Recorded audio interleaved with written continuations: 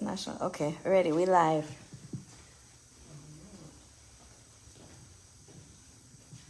Check, check, check, check, check, check. Chicago, we're live, we're in the building. Place we call Beauty and the Beast HQ. And of course, Dancehall Queen competition is in the air. And we're here to talk about it just a little bit. In the building we have... DJ Montana Tana1. You know, I started shit, you know. Never fear, you know. Dancehall Queen V. Lisa. No, it's Poppy Syndicate down. And before we start, we have to take a shot. We can't be without a shot. We have to have alcohol in our system. You get that? What's up, bartender? We work with the Casamigo.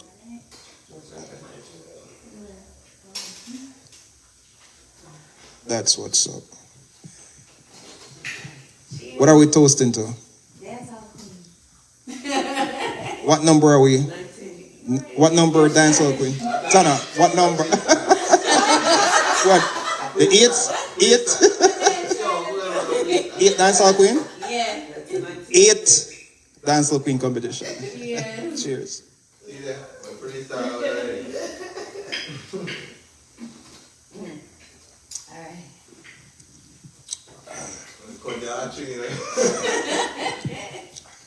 Ooh. Oh, yeah, you know it. On the bad, nah, live.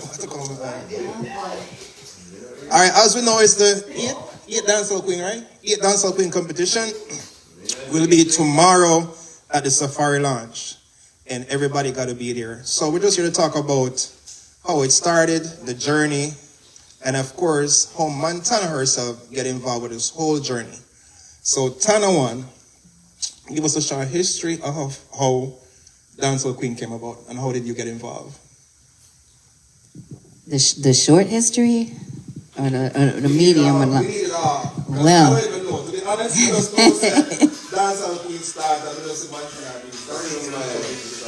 Well, what had happened was, it all started in 2005 when I got a call from Saggy from Sagittarius Sound. Big up Saggy, wherever you are. I got a call from Saggy and he said, "You want to do Dancehall Queen?" And he called me, I think it was probably April, and it was the perfect timing because my dad had literally just died in March and I was really, really, really sad. And when he asked me to do Dancehall Queen, I was like, what? It kind of threw me off because I'd never held an event like that or anything. And, you know, it was the perfect opportunity for me to throw myself into something literally and get over my grief. So I said, yes. So that's how it happened. 2005, I got that call and I made it happen and it's been happening since. And how did Sajid know about you and even think that you were qualified enough to hold such an event? Because Dancehall Queen is not just we come together and we get a spot and we get a couple speaker box and we get it cracking. No, it's bigger than that. It's Jamaica. It's everywhere. And it's a real big event. So how did it even came about to say, all right, you could be the person that could carry this throne? All right, good question. So I met Saggy when I first moved to Chicago. I didn't have a job and I didn't have any community, but I did have modern culture reggae studio.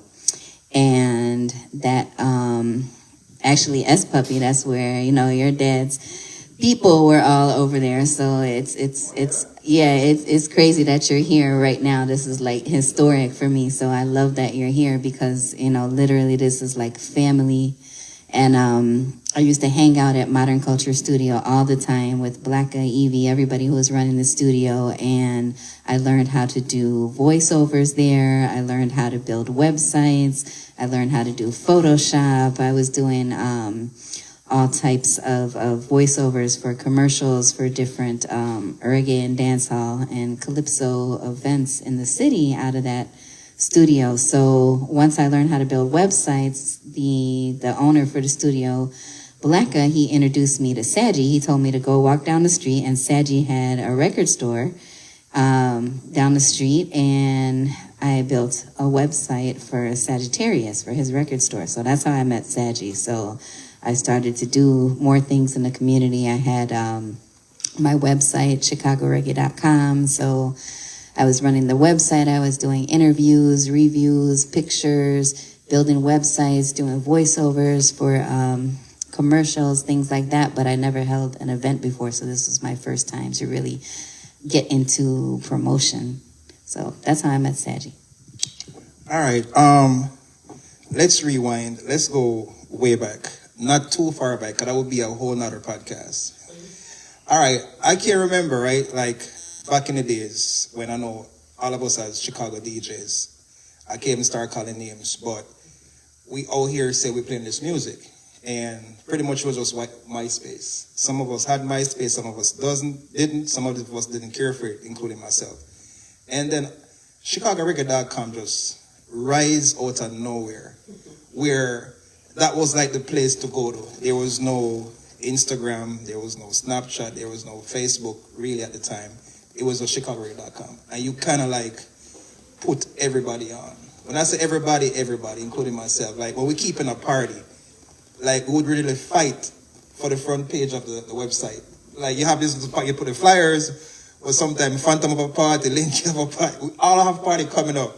And then you kind of share the space. Like you kind of like have one person have your flyers up, and when his party is over, the next person. And sometimes a person call you before the person actually sending your flyers, and it was always a back and forth with you and the individual, right? But anyway, long story short, you play like a big role in the Chicago reggae community, right? And you'd come out, you'd take pictures of everybody, put in your website, never charge anybody $1. What inspired you to actually went that route? All right. Well, basically the short story is my overall love of music, period. That's the short story. So that's what inspired me. But also, back to modern culture, before I moved to Chicago, Blacka, he had a website called modernculture.com, and he always would list shows that were coming up. So I would call him and say, hey, what's going on in Chicago before I came. Mm-hmm. Who is Blacka? There's a lot of Blacka. You know, we have multiple Blacka. Which Blacka? S Puppy, you want to talk about who is Blacka? Yeah, so Uncle Blacka is my uncle. Who's Blacka? What is he? He was a producer. So he used to produce for my father, Cess, and Uncle Evie used to be there too.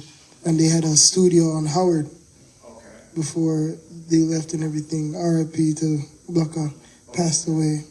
But when it came to the music, it was him, Blacka, Evie, and my father, I guess. Studio every day, all day, you know. So a lot of history when it comes to that, like, still lingers there. You know what I mean? Yeah, that's why it's an honor to have you here with us as a representative, because Blacka was amazing and whole family amazing. Yeah, man. So, you know, they kind of took me under their wing, and I was like the studio rat that lived in the studio every day, every night. And when I got pregnant with my son, my first child in 2001, I found myself at home, and I just, needed something to occupy my time. And my husband at the time, he bought me a digital camera, and that was like, one of those first old time digital cameras, big one. So yeah, so I didn't really know that many people in Chicago, but I used that camera as my friend and my guide to kind of like take me around into different parties. And I would use that camera as my friend in the party, just me and my camera. And I would go take pictures of the parties and do reviews and interviews. And that's how it started pretty much. All right. I think there's a lot more we need to know about Montana, but like I said, that would be for a whole different time. I remember one time I went to New York and I did a party, and I came back to Chicago the same day, and there was a pool party that was somewhere on the west side. I think TJ had something to do with it, Rastar, Junior P, rest in peace. I think Father Fire was there. A lot of us was there, Shockwave.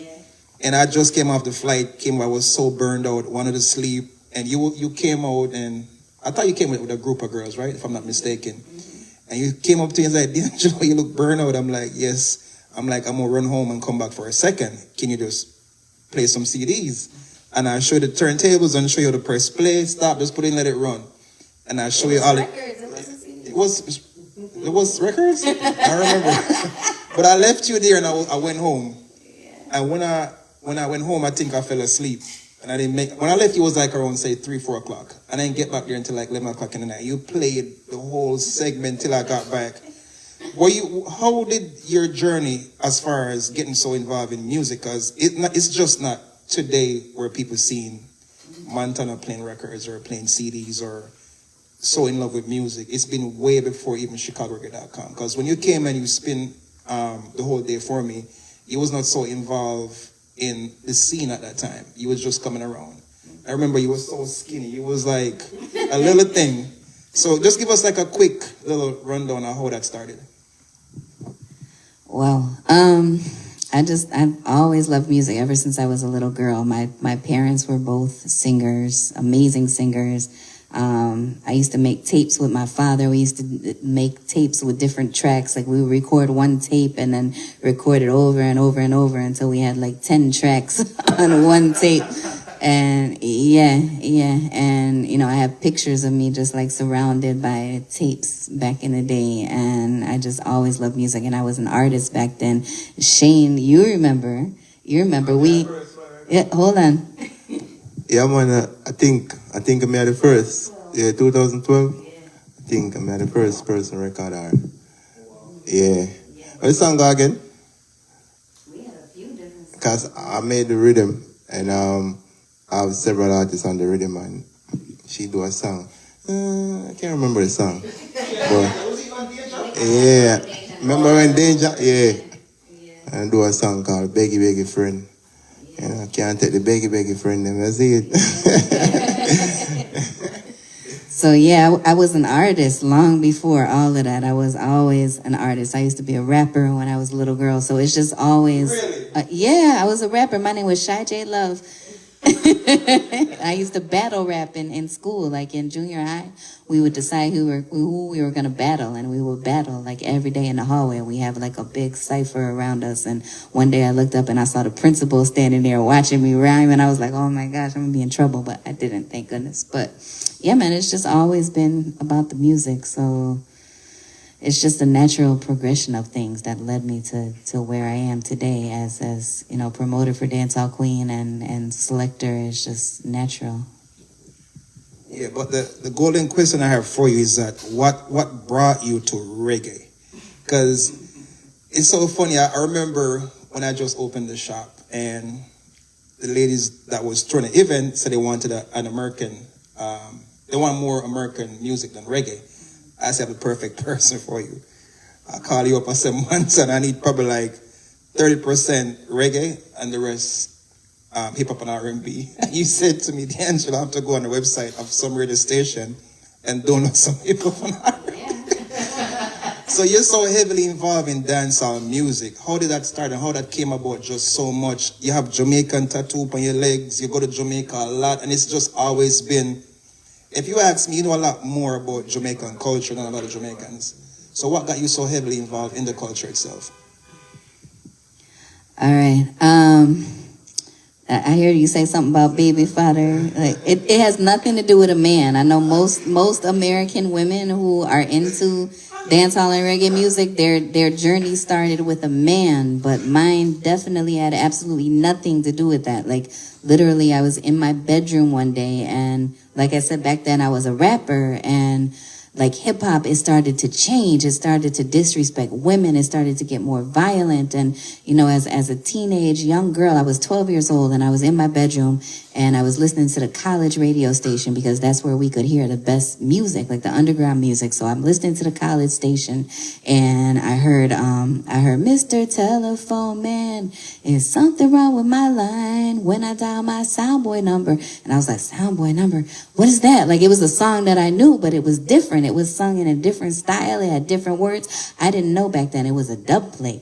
I didn't know. But as, you know, a little girl, it just like something like caught my spirit and my soul. And I just, something in that day, like I remember, like if you fall in love with something or somebody, like, I don't know if y'all have that experience, but like the first time you see that thing or that person, you always remember. And I always remember that day that I heard that first song. And, you know, it started me on this journey. And I just got deeper and deeper. I was in Cleveland at the time. I'm from Cleveland, born and raised, suburb of Cleveland called Euclid. And, you know, I went to Jamaica for the first time in 1998.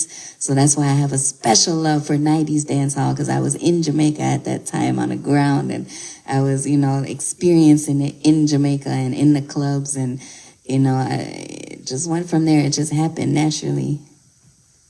All right, so let's rewind a little bit. So you're not originally from Chicago? Correct. Okay, so how did you end up moving to Chicago? And you don't mind if maybe nosy, why did you move to Chicago? It was dancehall again.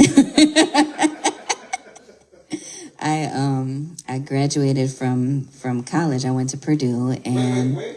You went where? Purdue University. You did? Yes. Where did Purdue? Yes. Okay. So my degree is from Purdue. And when What degree you had? I have one degree. Okay. I have a bachelor's. Yeah. Oh, you got it. So you're not just a DJ. You're I'm also- not just a DJ. I am an educated DJ. All right. A little bit. So I moved to Indianapolis after I graduated because that's where I got my first job, and there wasn't that much of a reggae and dancehall scene there. We tried. We would do little things here and there, but there wasn't a big scene. The bigger scene was in Chicago. So I found myself driving up and down to Chicago 2.5 hours regularly to go to the bigger dances. We had Union Hall back then, and you know, there were some nice dances up here. So once I had the opportunity to move over here to the bigger city, I did. So dancehall made me do it. Let's say that. I noticed that you know a lot about sound system because I got a sound system here at the shop. And I remember when I was putting it together, you would swing by and see me doing the speakers, the wires, the boxes. And you always say things about what I'm doing, like make me know that you know something about sound system. Is there a point in your life where you was around sound system, or because I don't even know how to say this, but we need to really give you your flowers. And why I should say this, because you're not just coming from, like I mentioned earlier in the conversation, just today start DJing. You've been involved in music a long, long time ago, and I'm a witness to that. So, is there any persons that you have been around when it comes on to say sound system or just the dancehall culture itself? Well, actually, when I was in Cleveland, I learned to play sound on an Augusttown sound, but it's based in Cleveland since the 90s, I believe, called Sample Jack sound. And that's where I learned to play sound. That's where I learned about dub plates. That's where I learned to string up sound. That's where I learned that a speaker wire for a sound weighs 200 pounds. Just the wire itself. Like I was literally like loading up sound, unloading sound. Like I remember being at the parties and helping string up the sound, and I would have to go change, like in a little tiny club bathroom. I have to change into my pretty dress because I couldn't have that on when I'm like stringing up the sound. And yeah, like one time I fell off the truck stringing up.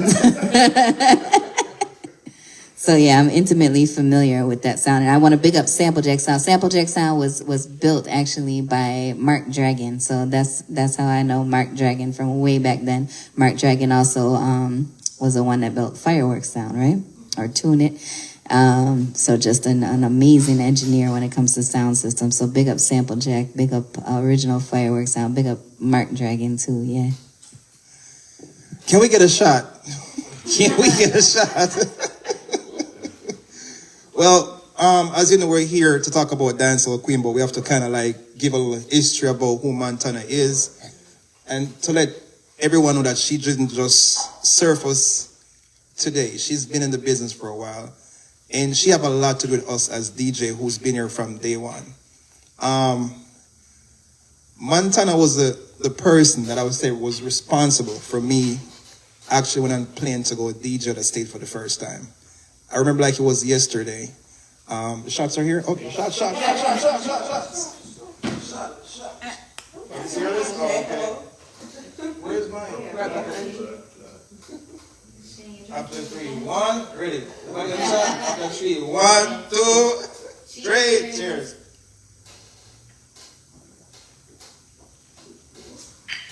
Yo.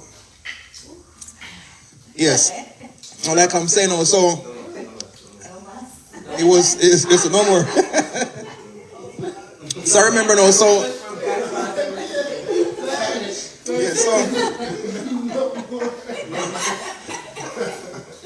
yeah, so it was like, I remember it was like on a Wednesday, I just went and got a Nextel phone for the first time. When Nextel just came out with the chirp, I just walk out of the Nextel store, got the store and hooked up, you call me. And you said, D'Angelo, there's some DJ in New York, they reached out to me and said they want your number. They saw you on the website, which is Chicago Rectangle. You just come take your pictures, your video, put it up, and they want you to come to New York. And I said, sure, give them my number, and you pass my number on. And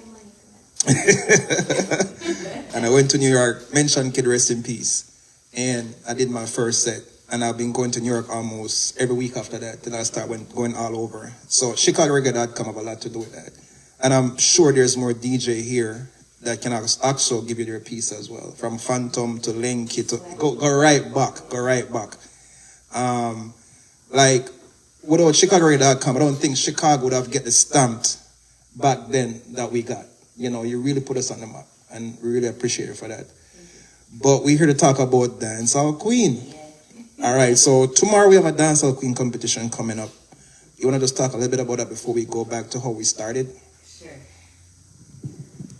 First off, I want to big up everybody from the original Dancehall Queen, Phantom, Swacky, Fireworks Sound, yourself, D'Angelo, original Dancehall Queen. I brought Nico Bam Bam, formerly of Stone Love. I brought Kentucky and Crazy Chris of Pure Players. I'm the only one that brought them ever in Chicago. Also, only one that brought, oh my gosh, Portmore. Why can't I think? Cash Money, my friend from Portmore.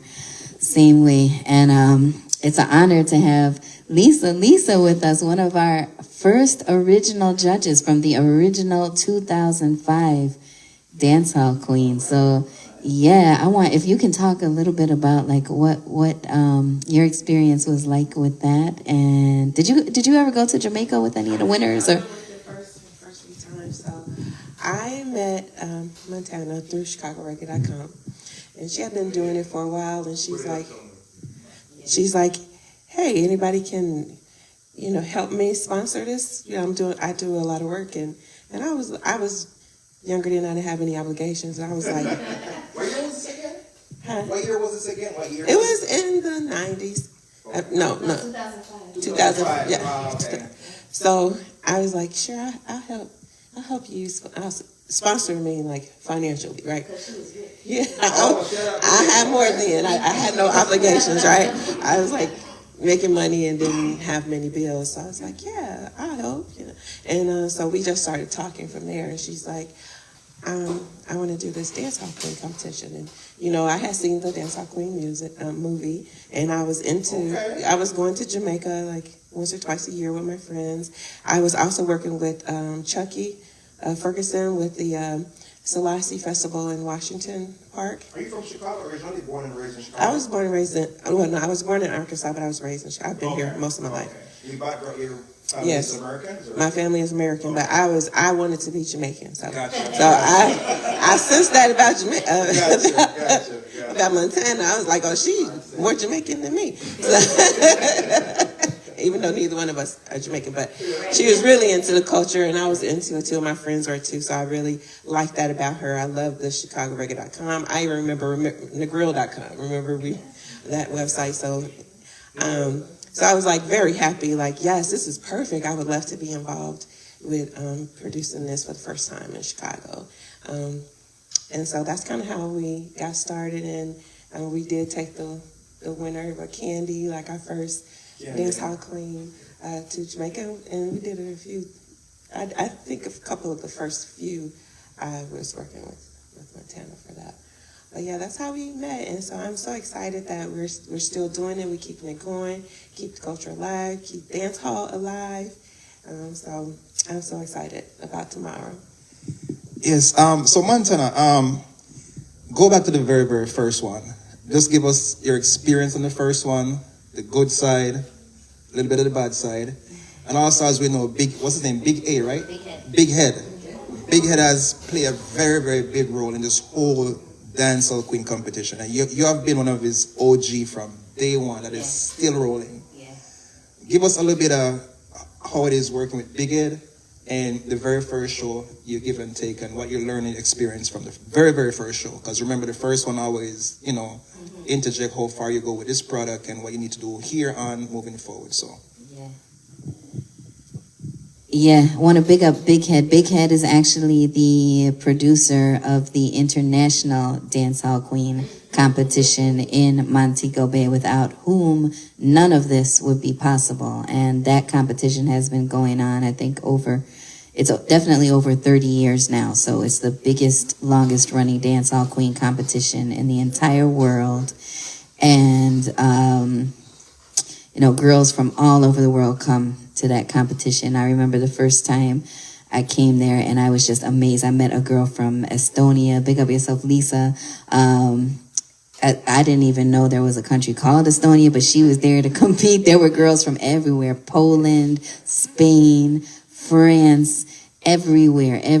These girls were converging upon Montego Bay, Pier 1, the same place where they have Sumfest. So this is a huge event to compete for the crown. So it's a huge thing. So I want to thank Big Head for trusting me to bring his brand to Chicago, because without him, none of this would be possible. So the first one I did was 2005, and everything went really smoothly. Everything went really smoothly. The crazy part I remember was I brought Nico, and I had to fly him from Jamaica, and there was a hurricane, so his flight was delayed. So yeah, he literally flew through a hurricane to reach. And when he got there, the security, and this was at the Taste nightclub, the security didn't want to let him in because he didn't have his ID. So I'm like, hold on now. I spent so much $1,000 for this man to come here, and he flew through a hurricane from Jamaica. You better let him in this door. So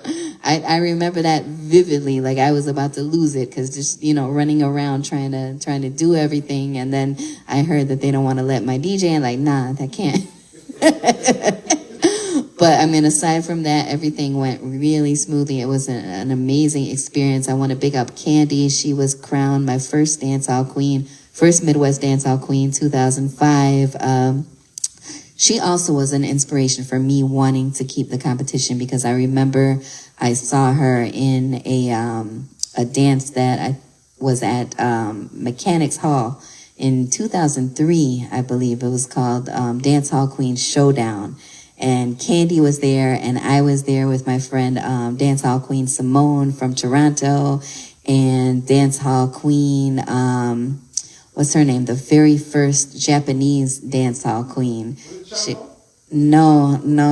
Why can't I think? Oh my gosh, I can't think of her name. But it was us and the other queens from Cleveland. Destiny, may she rest in peace. International Dancehall Queen from Cleveland. And, that dance was an amazing dance. And I just remember seeing Candy on the stage. I'm like, why doesn't she have a crown? Like, how come there's no official crown for these amazing dancers in Chicago? So that was a big inspiration too, because I really wanted to recognize these women who were putting their heart, soul, bodies into dance hall and being dancehall queens. I wanted to have them have the official title and that crown on their head. So that was a big inspiration too back then. Well, not gonna lie, you used to work real hard. When I say work hard, like I wish like every DJ could actually do an interview and talk about Montana, because there's so much history about Montana. Like, it can't be done today. And she used to come out, like, take her pictures, and she used to come out like most of my events, right? You see her for 5 minutes, then she's gone. And before you leave the party, ChicagoReggae.com have a whole bunch of pictures of the whole event already, and she gone somewhere else. So to see she, become a dancehall queen and take it to where it is, it's nerve-wracking. I can't stop to tell you. And even after Candy actually won, she was traveling after that. Every week, Candy was on a plane to a different state. I was booked for events in different states, and when I get there, I go see Candy. And she's like, D'Angelo, what going on? Dance down the road on this, but when they done come check me down, son, she gone. So I think Dancehall Queen has done a lot also for these ladies who entered, and So the second Dancehall Queen, tell us a little bit about the second one. We ain't gonna do all it's a lot, but what can you tell us about the second one that was so different from the first one? The second one, it was very special to me because Big Head himself came for that one, and he came with Pure Players, which was his sound from Mobay. So big up original Pure Players, which had Crazy Chris and DJ Kentucky, which are two amazing selectors right now. Kentucky was here. Yeah, I have pictures with him, me and Kentucky and Crazy Chris. Yeah, that was Dancehall Queen 2006. So Crazy Chris from Mobay, yeah, flanker. Original Pure Player sound. So it was amazing to have them in the house represented for Dancehall Queen 2006. And that's when, was it Skittles or Poga? See, Poga's supposed to be here. So Skittles, I think, won 2006. And I actually went with her. I didn't get to go with Candy to Jamaica, but I accompanied Skittles and Polka to Jamaica, and that was exciting for me because they had never been on even a plane before. So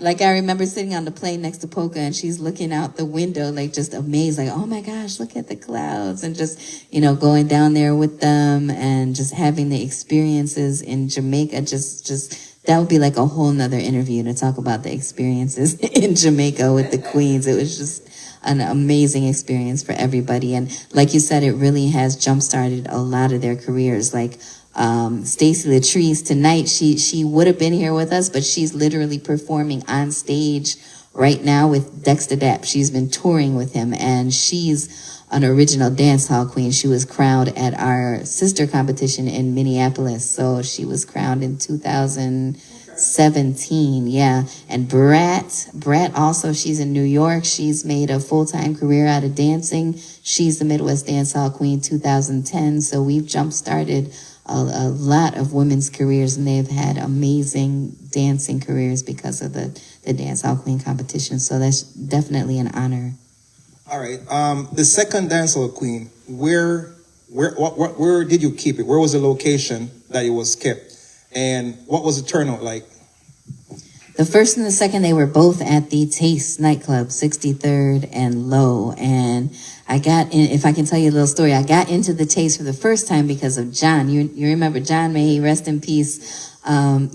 John was a big promoter here. He would always bring Stone Love. And I remember talking to him because we lived by each other, and I remember talking to him saying, I want to keep this Dancehall Queen competition. Where should I do it? And he was nice enough. Like a lot of people, honestly, like a lot of people in dancehall, they're gatekeepers. They won't help a new person get in to the culture.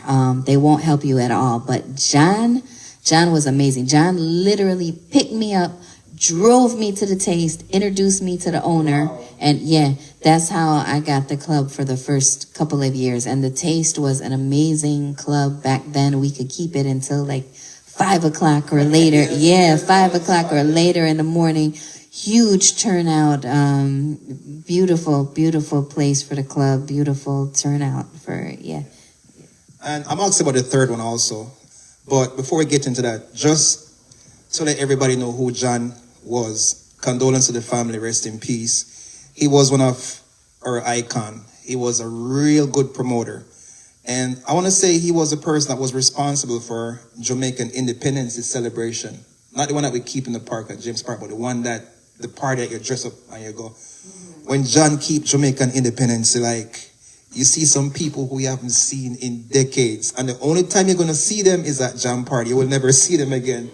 And back then, when he keep a Jamaican independence party, I really miss those parties because everybody come out in their Jamaican colors, a Jamaican t-shirt, everything. When they go at John Independence, it's like in Jamaica. And he bring the DJs that from out of state or Jamaica, whoever that's going to give you that real authentic reggae music where you can be like, yo, feel like I did Jamaica me there. So, great job. Again, rest in peace. All right, the third Dancehall Queen Independent. The third Dancehall Queen competition. Where did you keep that one, and what was the turnout like again, and also who was the winner? See, now you messing with my brain. I don't remember if that one was 2007. Where was 2007? Was that at Taste 2? It might have been at Taste 2. I think once we started getting into 9 and 10, that's when we moved up north. But yeah, I think that one was at Taste as well. But you're jogging my brain. But that was Pocahontas now, and again, I had the privilege to go to Jamaica with her, and it was amazing. Like, she didn't know how to swim. She'll tell you to this day, I taught her how to swim in the grill. I taught her in the ocean how to swim, and she was just so fun to hang out with. Like, she literally took off her wig and threw it into the ocean. Yeah, we had a great time. Like, I had a lot of spare time back then, I guess, because I would go for 2 weeks sometimes with the girls, and we would spend a week in Mobay and then to Negril because they would keep ATI or Dream Weekend, so I would take them over with me to Negril and experience some of the Dream Weekend as well, which was ATI back then. So yeah, we had a ball. And I remember now Skittles, I think this was 2007 or 2006. That was when Momo won for the first time. She was the first international dancehall queen to be crowned who was not Jamaican. And I distinctly remember me and Skittles were sitting on the roof of the hotel because we left early. We were so tired. The sun was coming up. We could hear what was going on in Pier 1 from the rooftop. We're sitting on the roof at the pool, and all of a sudden we hear this loud commotion. And it was because Dancehall Queen Momo, big up Momo, Dancehall Queen Momo, who is a Canadian, was crowned. And guess what they did? You know what happens in Jamaica when they don't like what's going on the stage, right? Yes, pure bottle started raining, and we could actually hear that from the hotel, which was like far, far away. We could hear all the commotion. So big up Momo, she was the first person to take that crown. Yeah. And I'm going to ask about the fourth one, because each of them had such an intriguing story. I have to hear all of them. I have to hear all of them. One night you bench me, we'll get to that. I came to DJ. Yeah, we'll get to that. Okay, the fourth one. If you can remember. If you can't remember, we could pass. We got like 8 of them, so let's bypass that. No, because let's remember this time. One time I remember you had a dancehall queen competition, right? I was booked for it, and came home, get to sleep. When we wake up, went to the car wouldn't start. Try everything. The batch, I don't know what it was, right? Would not start. So, went at the garage, took out the motorcycle, jump on the motorcycle, head towards, I think it was on Clark Street. No, it was on Broadway somewhere over there. Broadway, yeah. Right. So I pulled up. When I pulled up, this girl is on with Nikki, this Indian girl. She saw me. She's like, hey, I've never been on a motorcycle before. Can you ride me down the block? I'm like, I should be here, I'm late. So she jumped on the bike, same time you come on the door, look through the door. I went on the street and come back with her, parked the bike. When I come in like, Montana, what time I go on? He was like, no, Phantom is DJing and you miss your turn. You're not DJing. I'm not gonna lie, Phantom, I teared up. I think Phantom was remodeling the building. Phantom had the crowd like, yo, that night I know I was hurting that night. But anyway, It was good. The show was good. The turnout was great. It was packed. It was super packed. And what I miss about those days because everybody was so deeply involved. The DJs, they came out ready to work. Yeah. And I remember like used to come like, D'Angelo, I got all these girls calling me. Like when it comes to Dancehall Queen, I don't know how you pick the girls, but it was so much females want to be involved. And it was kind of hard back then to pick who you want to use because everybody was just so into dancing. Like when you go to the club, like you have Asian Connection girls, you have the Flawless girls, you have these different crew. And all these girls, them can dance. Them can dance. No joke about that. So when it comes like back then to choose your dancers and choose DJs, was it difficult for you and how you maneuver that part of it comparing to today? So tell us about back then and tell us about now. All right. I'm a person that works off of loyalty as far as with the DJs. So like whoever was with me at the beginning, I tend to try to stick with that. That's why Lisa's right here because she was there at the beginning. So I'm really big on loyalty.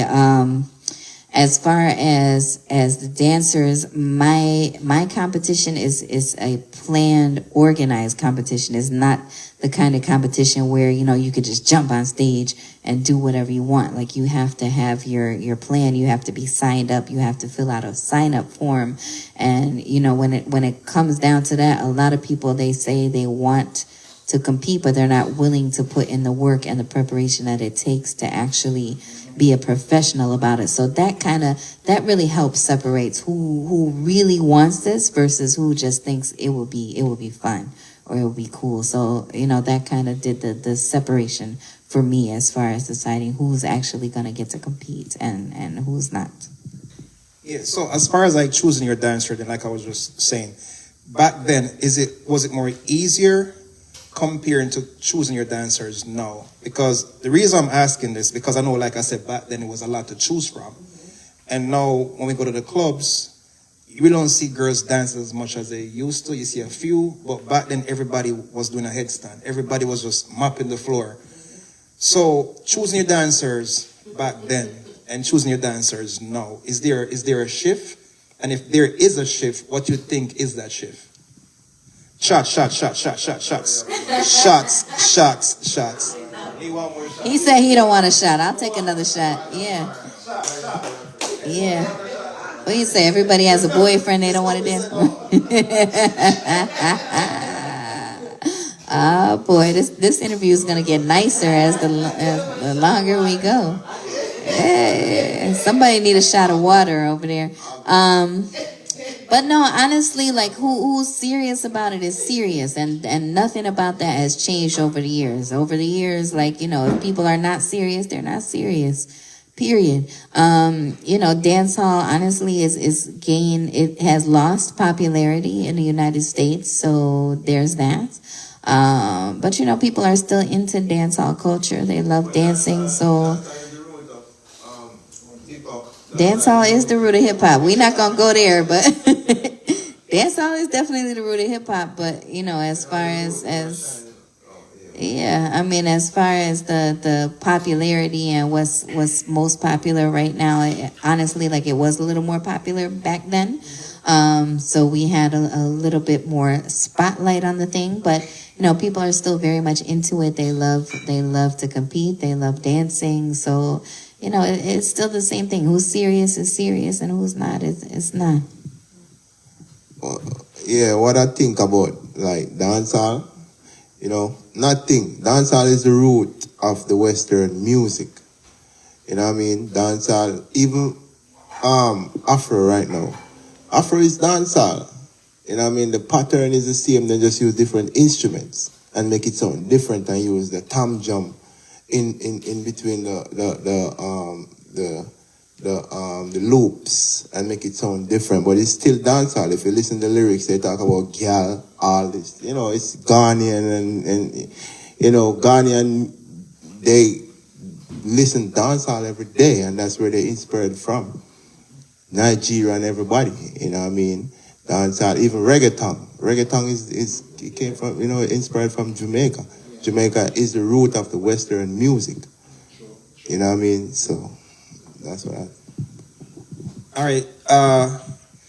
Lady V, aka Queen B, right? Queen V. Okay, cool. All right.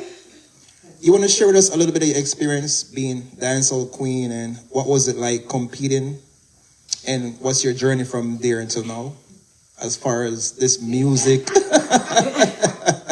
just give us, yeah.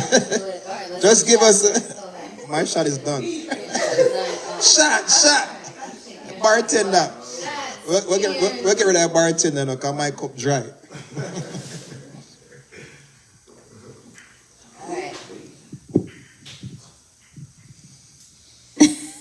And also, you know what? It's V like victory. Dancehall Queen V. My name came about. Jarvis Dancehall, the Dagger Master. I was coming from Los Angeles, California when I decided to compete. Montana was long gone. There was no Montana, but there was you. So I do remember you. Lisa, Montana, I didn't know you then. This is 2015. And this is D'Angelo King. And I I'm born and raised in Chicago. But when I learned about Dancehall Queen, I was living in Los Angeles, California, raising my children who are descendants of Caribbean people. And when I learned about it, I watched Big Head Productions on TV. And remember when you used to go into the radio store or a Jamaican store, they have it on TV. You could buy the DVD and you just watch the DVD and all of that. And all at the corner would be an 876 number. So what happened is when I came to Chicago 2006, I called that number. And it wasn't an 876 number. It was a number similar to it because I was in Chicago. So for the most part, I called the number. I don't know who I talked to, but they was like, "Where are you at?" I'm like, "In Chicago." It was like, "Hold on, we're gonna link you up with Dancehall Queen Candy." I said, "All right." Candy stayed in Evanston, and it's like she's gonna give you a call in a few minutes. When she gave me a call, it was amazing.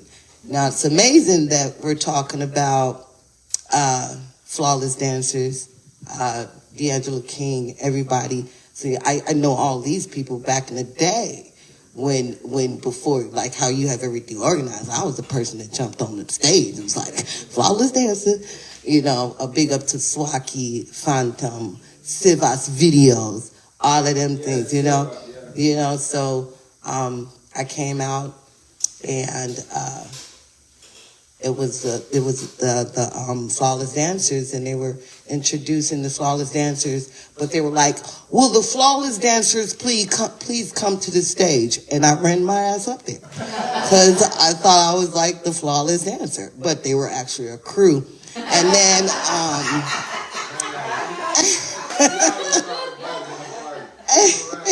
never mind. But big up Hype Squad. I have to bring up the Hype Squad people, because Dancehall Queen Candy walked through Wild Hair. It was Wild Hair.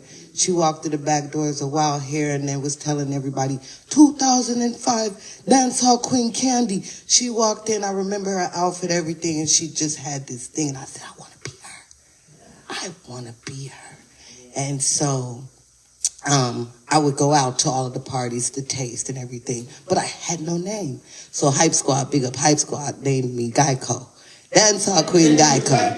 Yes, I like it. You know, one of them. Yes, I must say. Yes, I love it. It still stick with me today, but like I said, Jarvis named me Dancehall Queen V. That's what I run under 2015. And it's just been inspiring me since I was in Los Angeles all the way to Chicago. In fact, I am a graphic artist, cartoonist. I did Carrot Press. We did bring in the International Independence Day out there in Los Angeles. We did bring Glenn Washington in Los Angeles. I do have a cartoon, and in the newspaper, it is a Caribbean cartoon, Kaju and Tutu. So definitely coming out here, becoming Dancehall Queen 2015, I didn't know that I would win that, you know. And so when I did, I was amazed, and I was like, it's my big chance to go to Jamaica.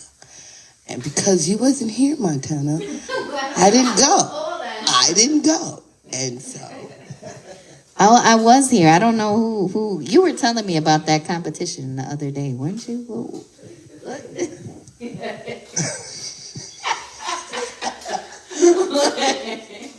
that's the next interview. Yeah. I remember bits and pieces. I know I showed up for a Dancehall Queen competition. When I came, Phantom was there, myself, and another DJ. I don't remember what other DJ. And we was at Wild Here, the new Wild Here. And we sit and we talk, we had a drink, and we chilled. So we was there eating, me and Phantom, we did chopping it up, you know? Then the competition start. I don't get a call, Dancehall Queen. So of course, we know Dancehall Queen has been around for a while, so nobody gonna say no. And of course, Phantom had the so me want the panic, I know vibes are did it. So I showed up, and it was at Wild Here, and can you get out the phone for a second? So when I showed up, you was not there. Anyway, we went ahead and we did a competition. At the time, it was Kings and Queen. I think it was Barbie and her partner at the time. So I'm not sure if he was a part of that competition or not, but it was a Dancehall Queen competition. So as DJs, we've been loyal to the brand. Of course, if Phantom get a call, me get a call, Lenky get a call, whoever get a call, matches, doesn't matter who, we're coming. So now you told me recently that you didn't know about that competition, and that's the one that she was a part of, right? Yes. But anyway, the competition, when it kept, and the vibes was good. That's all I can tell you. That's all I can remember. But enough of that. Okay, now let's talk about you being a judge. All right. The last competition I got that keep Safari, as you know, I was the host, and I kind of get like hammered a little bit, like I was being favoritism about the person who won, because it was supposed to be like, you know, family. Mm-hmm. But I didn't even know that was my cousin until after the competition, to be honest with you. Mm-hmm. All right. So being a judge, because this is the thing, you being a host, I cannot say, okay, you won, you didn't win, I want you to win. Right. That's not my part. And if I ever think about doing that, I don't think I could face her for the rest of my life, including you as a judge. Yeah. So can you kind of tell us a little bit about being a judge, how you do your scores, how the judges do their scores, and how it kind of tied up together to get a winner? So anybody who kind of want to know how the judges score and how y'all, you know, give us a little insight. Yeah, well, we have different, categories. We have different categories that we score on, and each individual gets a score per category. And then at the end, we tally each judge's scores, and the totals are what kind of win. The people with the highest totals across all the categories. Those are the people who win, and we do it that way to prevent, favoritism, like you were just talking about. Mm-hmm. So nobody's cousin or whoever they prefer. We're gonna go based on the talent and how you perform and execute it per category. Okay. So basically, when you're doing your score, you kind of score according to what you're seeing. Yes. And the next person beside you probably do the same thing. Yes. And then you kind of adds up to see who will get the higher 5s or 6 or group, however you do it. Yeah. And then when you tie that in together, then what you pass it on to Montana, or there's a person. The person who tells it would be a different person than the judge. So everything passes on to. So each judge has a sheet that she scores each candidate on, and then a different person will tally up all the scores and announce the placing. Yeah, thank you, Lisa. I need to talk about that too, because that's always been a controversial thing. I've been literally cussed out by contestants who were angry about not winning, saying that the competition was fixed, or I wanted to, or whoever. Like last year, it was the host. D'Angelo wanted somebody to win. That's why they won. That's the furthest thing from the truth. And that's why I pick on purpose people who are not so intricately involved in the dancehall scene, where their friends are competing. And, I've always made it a point to have my judging totally unbiased, because me, DJ Montana Tana1, I do not care who wins the competition. I could not care less who wins the competition. Whoever wins is the person who the judges score the highest. Period. I don't care who wins. All I care about is having a good, honest, fun competition and that everybody enjoys themselves and that everything is fair and done neat and clean and nice and fun. That's all I care about. I don't care who wins. So, that's always been a point of controversy as far as the scoring and who wins and how they win. And that's, Lisa, you heard it directly from the original judge's mouth. That's how we score. We have judging sheets. We score on a point system. They say men lie, women lie, numbers don't lie. Everything is scored on a point system. And I did it like that on purpose because, number one, that's how the International Queen is scored. So I base it off that. And number two, we have many queens who have literally flown from all over the country. I've had people fly from Florida, people fly from Poland, people fly from New York. Last year, somebody from Boston. People fly from all over. So it's totally unfair to base it on crowd reaction when the person literally might not have a following here to vote for them. So it's totally not biased. That's one thing I pride myself on, and it really bothers me when people make that kind of assumption about my competition because it's totally unbiased and very professional, totally unbiased, period. All right. What I want to ask also, all right, when the judges, put their score together and then you do get a winner. All right, when that lady do become a winner, right, what's the next step as far as, now, okay, you have your winner. Do you call Big Head in Jamaica, say, hey, I have a winner here, such and such and the third. What's the process after a person win? And when they go to Jamaica, what's the maneuvering in Jamaica as far as from hotel to the stage, taxi ride, food, boarding, and also coming back to the United States? That's a great question.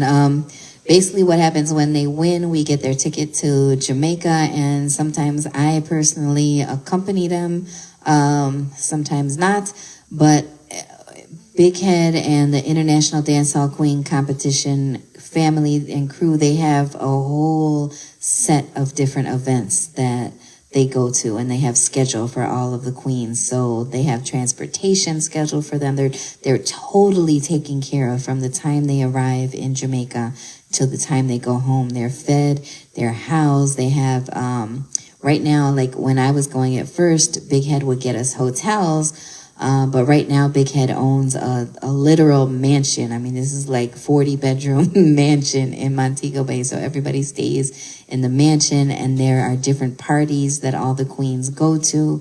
Back in the day, we used to go to Pasa Pasa in Tivoli Gardens. In Kingston, we would all get in a bus from Mobay and go to Tivoli.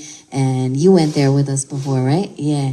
Pasa Pasa was amazing in Tivoli Gardens, and all the women from all over the world would just be down there in the middle of Tivoli, and then we would pick up some queens from Kingston and carry them back over to Mobay. So it's a scheduled thing where there are different events every night for the queens to go to, and also there is a process where the queens are trained as far as they do different routines. When they get out on stage before they actually compete, they do routines. So there's a training that goes on in the few days that they're in Jamaica before they actually compete on the big stage. So it's an entire experience. It's amazing.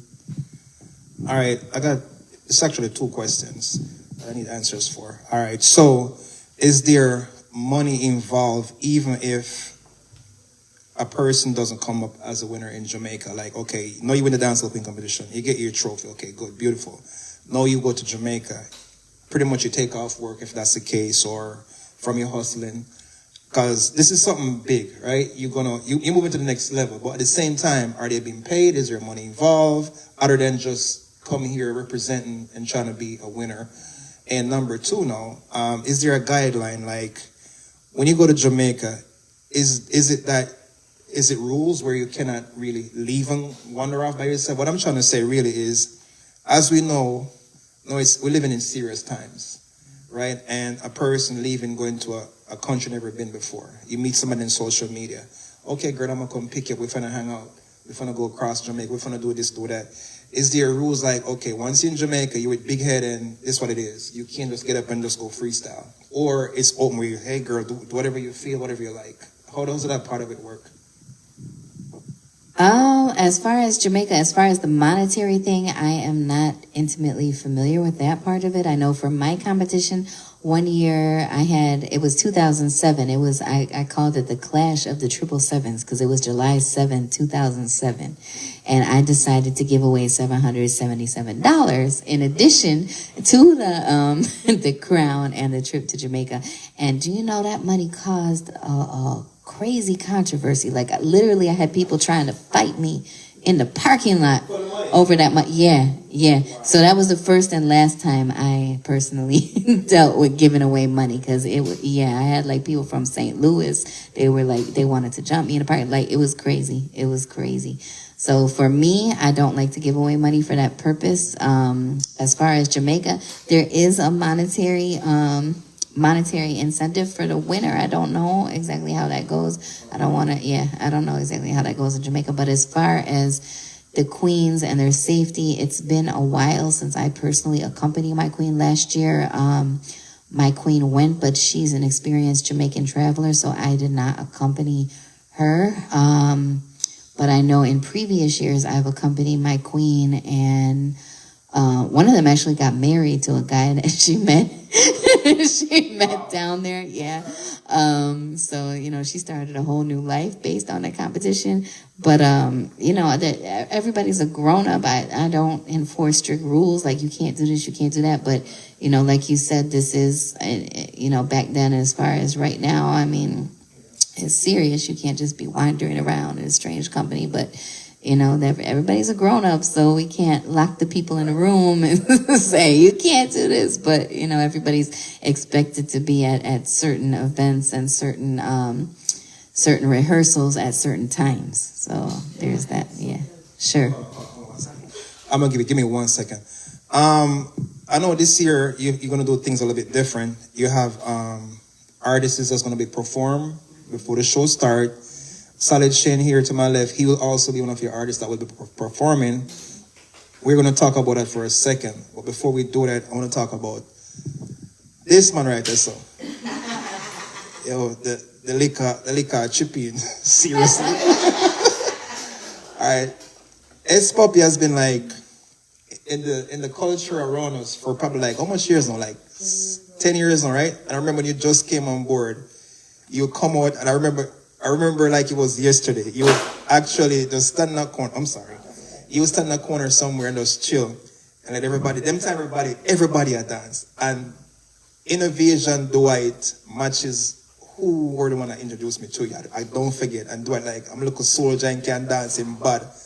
At the time, there were so much dancers in Chicago. I'm like, him can't dance better than this person that you have. Poochie did a dance, which was Cartel's family. She did Adidas wear. Bad. You have Candy, as you know. You have so much crew that was here. And you don't go kind of by yourself, stand up, and everybody had dance. But you did something that nobody here was doing. You would run from back to stand to probably like 10 flick. And then both are split, and the whole dance was explode. And in a bus split. You sure? In a bus split? No, man, the man in bus split, dog. Remember. You see, I don't mind just 2024. I don't know what I'm doing everybody, man. But don't mind shake it, dog. But anyway, him doing him flick and a lot. Tell us a little bit about yourself. Just I moved to Chicago when I was like 18. That was 10 years ago. Surprisingly, time flies. I've been like a dancehall pioneer since I started dancing. So like I push the culture, make sure we know the hottest trends, make sure we know old school, mid school, and push the culture. Like more than anything, I believe in progress, and I've been focusing on that over the years, especially in Chicago. With the dance scene, I met Fearless, Like, shout out to Fearless. Like, it was good to have, like, other people around. Because, you know, the first time you come to America, depression, you know, like, no one talks like you, nobody looks like you, nobody understands you. And you're like, I'd rather go home and look at the furniture, you know what I mean? No, like, for real, like, sometimes you just rather go home. And then we've been here, and we hold it, you know, we're keeping it strong. And me realizing there's a lot of us here. There's so much of us here. And I'm glad to see, like, Dancehall Queen is here. We have, like, a lot of Chicago events here. And pushing more of the culture versus just we are trying a thing. Because there's a lot of states that are just trying, but we're doing, you know what I mean? Nowhere's perfect, but I mean, people talk about us a lot, you know what I mean? And I have to give thanks that I'm here and pushing that culture. Right. Yeah. I give thanks that, like, I'm here today. Right. Yeah. How should I say this now? I think I talked to Matches and Dwight not so long ago, and I was like, I haven't seen S-Puppy in a while, and how is he doing, and, you know, the dancing thing. And they told me that you're doing dancing studio, dance class, teaching people to dance. You want to just tell us a little bit about that, and if you're still doing it, and if people want to sign up for your class, how does it work? And just give us an insight. So I teach after-school programs to, like, different schools. I mostly teach up north, and I teach dancehall to, like, my advanced kids or out of town. So I don't teach dancehall classes in Chicago unless they're usually privates, because that means they know that I'm here. Stacey Latrice was the first person I seen do teaching dancehall classes here, and I was supporting it. Like, I love that, you know. One thing I did hate, though, was, like, the hustle of convincing people of, like, come to the dance class, and no one knows or, like, knows about dancehall like that, and they think it's just a flary. And like, we actually have everything, like the raw dancehall right here. And it was, for me, coming from, you know, Jamaica, not really knowing anybody like that, and trying to go out there and convince people, come take dancehall classes. Like, what's that? Some people think it's ballroom. Is that, you know, like, I'm doing this, and I'm like, no. You know what I mean? Yeah. Well, I'm gonna tell you this, man. I'm so happy to see you, bro, because I'm gonna see you, like, in a while. And I know where you're coming from with your journey, dancing, and so for Dwight and Matches actually telling me, like, because when I haven't seen, I'm like, this kid fall off, and they make it clear, no, you have this backwards. This man is doing great things. I had no clue. So I'm thinking, like, and this from me to you, man. This space, if you ever want to start your own dance studio, free of cost, whenever you're ready. Your DJ is right here. No, I'm so serious, man.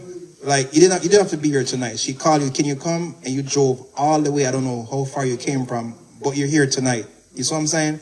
And I really appreciate that. So if you ever feel like you want to take your dancing to the next level and start a studio, you're more than welcome to use this space. You know, believe it or not, I'm doing music now. Okay, cool. All right, so now we're going to turn over to Saleh Sheen. Hold on, stick up in. That's why I wanted to invite S-Puppy, because I remember that post you wrote on the internet about me, and you said that I am the one DJ out here. Well, you say that is doing, hold on, say it, because I don't want to say it wrong. So.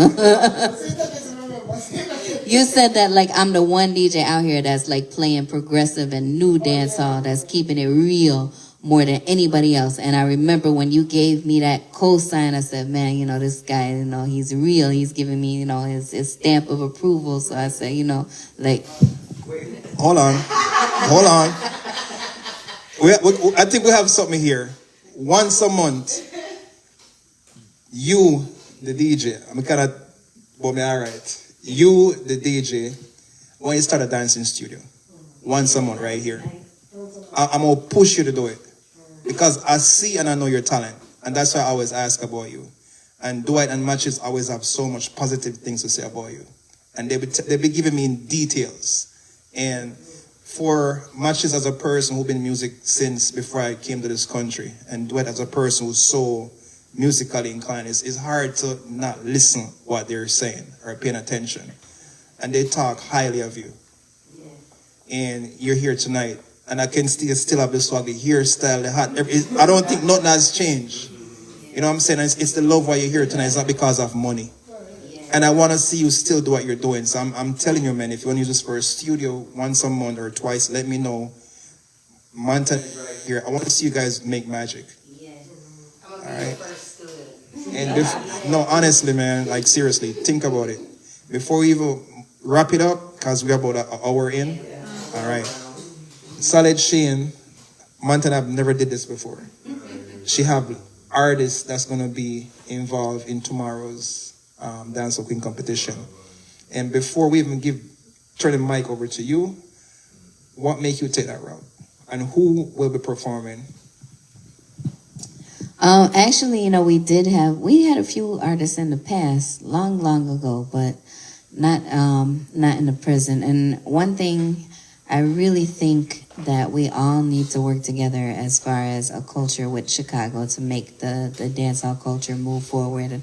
And I love what you said about the dancing classes, because I see, like, especially like in Europe, like so many non-Jamaicans who are involved in the culture and they get involved through the dancing classes. Like, that would be amazing if we could have something like that here in Chicago. Like, that would be huge, because I don't really see that in America, period. Like, not even in bigger markets like New York and Miami. Like, I don't see that, but I see it in Europe. And I think that would be huge because, we've got, 8 million people in Chicago? Like, our Caribbean community is significantly smaller, but 8 million people, we must find 8,000 that love dancehall. Can you imagine if our parties, instead of 200, had 800, 1,000, 2,000? Like, if we could really get the culture across to other people and new people and make them love it like we love it. I mean, I'm living proof. You don't have to be born in the Caribbean to love the culture. You don't have to. You just have to be exposed to it and get to know it. So back to your original question, as far as having the artists to perform, we've got so much talent in Chicago. Like, I have Taco Tuesdays every Tuesday at Wild Hair, and I've been introduced to some amazing artists, and I invited 2 of them who performed with me on my birthday this past Tuesday at Wild Hair. 2 American artists, one called Triana and one called Takia, and they're going to be performing along with Solid Shane and S Puppy. I want you to perform as well, and it's gonna be amazing. So I'm excited for that. All right, before I wrap up, I have a few questions for you. But Shane,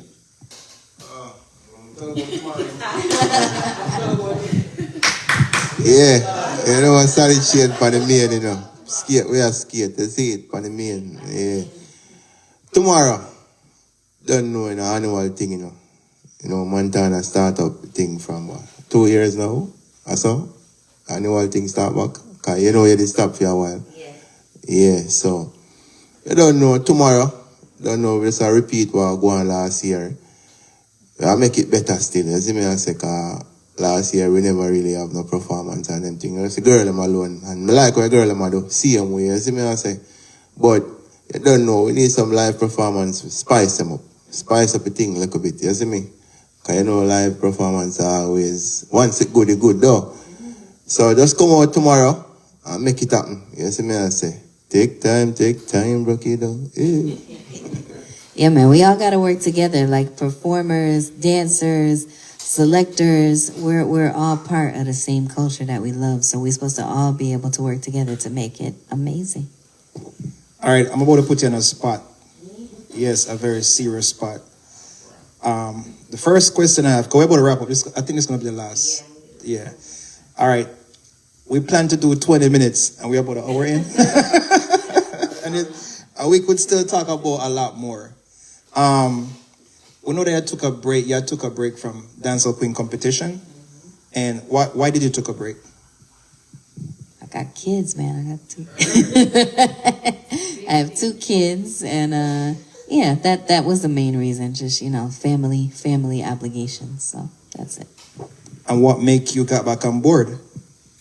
my youngest is now about to be 16. So, you know, if you know anything about teenagers, they're like super independent. They want their mom like gone as much as possible. So, you know, I'm trying to help her with her ambition to be independent. So yeah, that's what made me come back. But no, also, you know, I'm a selector now. This is my second year actually keeping the competition as a selector, so I can see things from a different point of view. So it's different it's the same, but it's different if I can say that. So yeah. All right. And I want your 100% honesty on this one. This is the last question I think I'm gonna ask you for the night. I've heard it. I was even talking to one of my homegirl the other night, and I asked, hey, you're coming out to Dancehall Queen competition, blah, blah, blah. A couple other people. And they're like, D'Angelo, over tell you the truth, boy. Me don't know virgin because it's not the same. When we used to come out back in the days of Montana, I do it, the crowd turn up and the gal them this and now it's like, so I don't really know. Do you think there's a shift or there's a fall off when it comes on to Dancehall Queen? I don't think it's Dancehall Queen per se. I just think like how we started at the beginning of the interview, and we're talking about the difference with dancehall. I think dancehall itself, the promotions have a smaller support here in Chicago than they used to. And, you know, that's a whole nother interview about why, why that's happening. But, hold on. All right. So yeah, I mean, the promotion itself is the same promotion. It's the same energy. It's the same professional production. Nothing about the promotion itself has changed. So as far as that, you know, nothing has changed. We're the same Midwest Dancehall Queen. We always are the official Midwest Dancehall Queen. So not change. Well, I think, I don't know how to put it. I think it's kind of tricky. Recently, I was talking to Jawil, which is one of the OGs who's been around for a while. And we was talking about the history of Chicago because he's been around. Like I said, in the notice I use the word OG. So he's seen it all. And we was talking about the dancehall community, about when we came on board as youngsters and what we saw back then and to where it is today. It's such a shift. And it's kind of tricky, like I said, because whenever Jamaican independency keep up north in James Park, it's the same crowd. It's still big. You see the people you haven't seen in a while, the vibes, everything is just like nothing has changed. When it comes down to like keeping a Jamaican independency in a party itself, the support is kind of different. It shifts. I don't think it have nothing to do with the promoter. Because I see the promoters doing their job, they're promoting, they're doing everything the same. And I think they can do so much. And to keep a party, as you know, and I know it costs money. So I'm not expecting a Jamaican promoter who's promoting an event to go put on the radio or pay for these big ads because they're working with a budget and they're trying to make their money back. You know what I mean? And when I see Dancehall Queen, it's not like that big explosion like we used to call it Montana Tana1. If you ever keep Dancehall Queen and you don't put all the DJs on it, it's a war, right? And it'll be girls calling just want to be on board. I know it's not like that no more. Yeah. And I'm just giving you my insight. I think the music has shifted a lot, right? Because I remember when Dancehall Queen was Dancehall Queen, right? Mm-hmm. We had a lot of crews in Jamaica that was dancing, street dance, these girls. I'm going to get to that. You have all these girls in Jamaica that was dancing on their head. All these girls, Mad Tifa, Stacey, you name all these girls. They was coming out doing all these routines.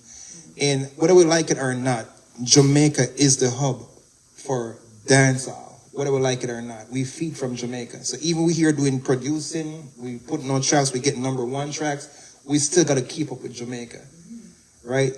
And I feel like the girls that used to come and do these routine dances and kind of keep it raw, you're not getting that music they used to get from back in the days. Because remember, it's always, you have Janae, you have Boog, you have all these people who come with different dance moves. Like I said, the girls were so involved. So we used to watch all the DVDs and keep up. So that kind of like keep us fuel to always just want to watch and keep doing on our end. And I feel like we're not really getting that no more. And I also feel like the music that's coming out of Jamaica is not 100% like what it used to be back in the days. It's kind of dark a little bit. We're still getting songs here and there, don't get me wrong.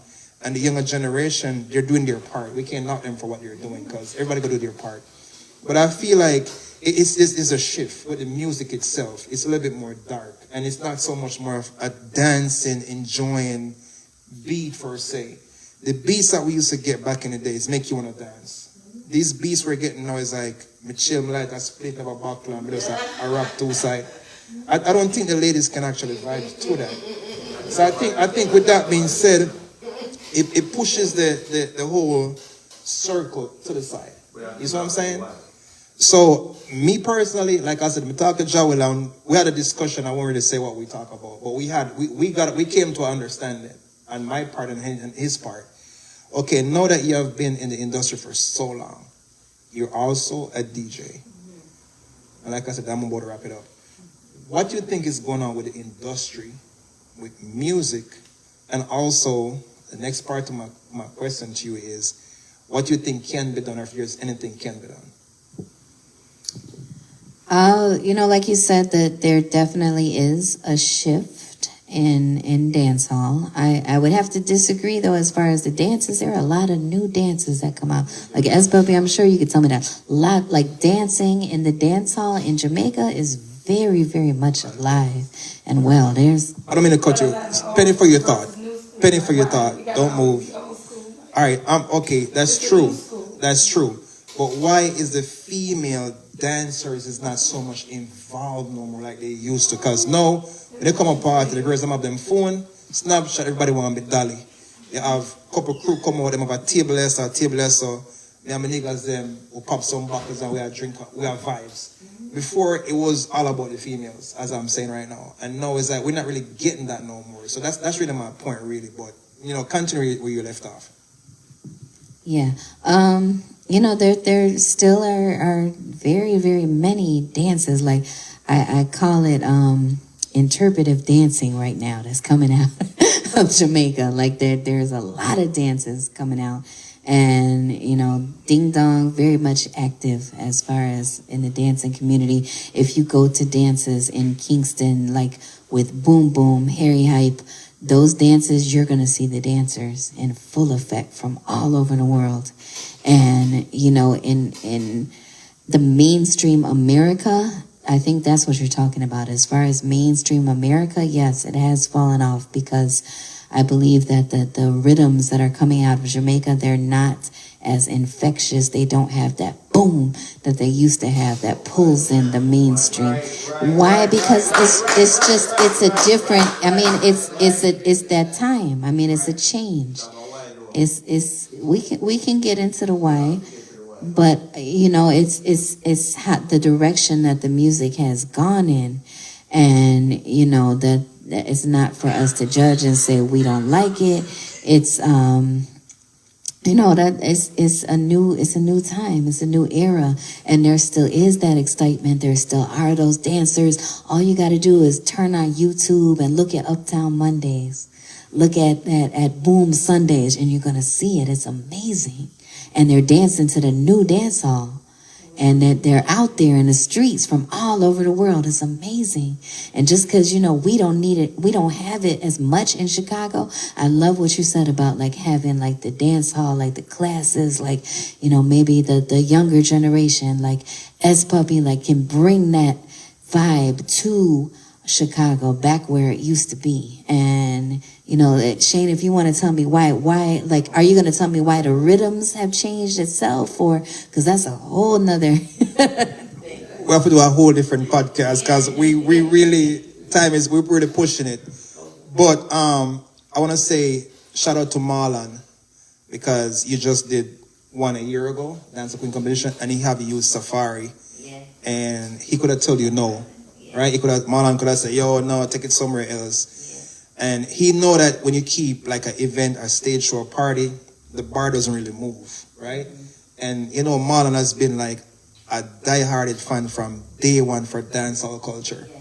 Marlon will spend him last nickel and promoting and keeping the event. Me know Marlon like a book. Marlon also put me on to a lot of big events before. He had me DJ for Sean Paul at Wheat Street. I DJ in some spaces and for some people I never dreamt of when there was TRC, Marlon and Philip and a couple others. And I don't forget any of that. So Marlon and TRC has been there, and I think Marlon was the first promoter who actually take dancehall mainstream. When TRC was around doing promotion, and you go to a TRC event, big up Casey anyway there. You see Chinese, Japanese, at a reggae event, few black people, all white. I don't know how Marlon and Philip did it. And anybody who wasn't around at that time don't have no clue what I'm talking about. But Marlon is also one of those GOAT, bro. Like, seriously. So big up Marlon. And it's because he know the history, I think, why he said, Montana, come and do your thing. And this year, you're doing it again at Safari.